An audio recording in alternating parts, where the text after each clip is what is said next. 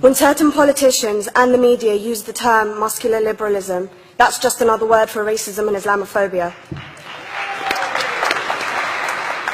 This stance on Islam has led them into primary schools to ascertain why young girls wear the hijab, as it could be interpreted as a sexualization of these young girls. I say shame on Ofsted for victimizing young girls, for choosing to wear religious articles of clothing. There is no such measure made for other religions or other articles of religious wear. This stance has other ramifications. It signals to the British public and emboldens groups such as EDL, BNP and other fascist and racist groups that women are oppressed by Islam, are made insubordinate to the men that supposedly forced them to wear it, and that it is the job of the British state to liberate us. We reject this imperialistic saviour thinking.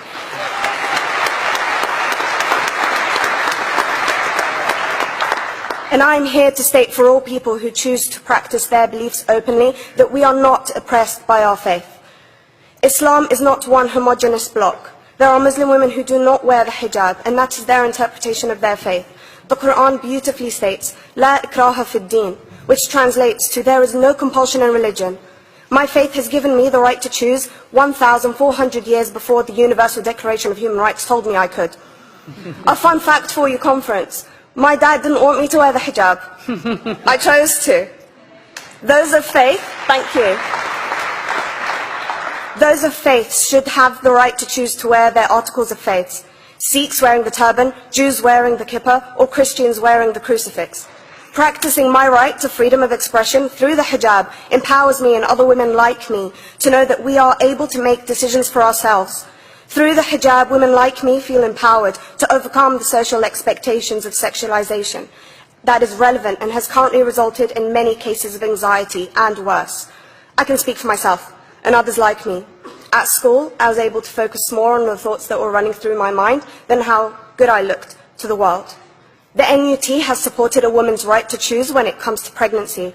I want conference to support my right to wear the hijab.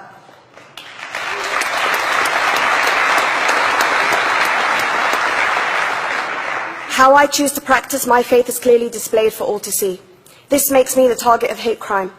The level of racist attacks on Muslim women is disproportionate to any other oppressed group in British society because we are an easy target.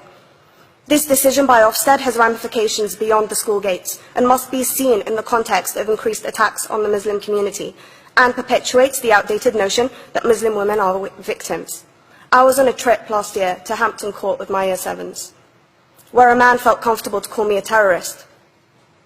As a Muslim woman, I'm not a victim, so I challenged him. He denied it. I'm sure you've heard of the Punish a Muslim Day. It's been spoken about a few times already this morning. And as a Muslim, I'm actually quite optimistic. They're trying to limit it to one day. That's 364 less than normal.